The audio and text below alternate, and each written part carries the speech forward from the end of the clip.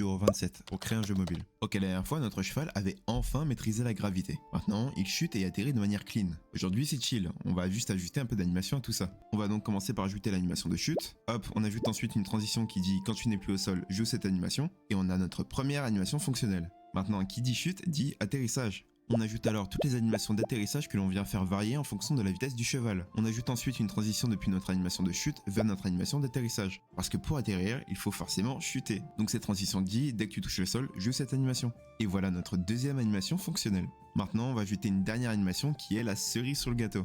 Quand on ne détecte plus le sol à l'avant de notre cheval, on va venir jouer cette animation.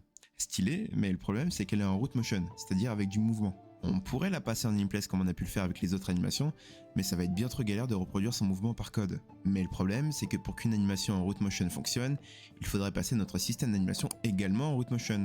Sauf que si je fais ça, ça casse toutes les autres animations. Donc comment je peux faire? Je passe tout simplement par code le système d'animation en root motion, mais seulement pendant la durée de l'animation. Et hop, on a un arbre d'animation complet et un cheval qui tombe et atterrit avec toutes ces animations. Voilà, à demain pour la suite. Tchuss!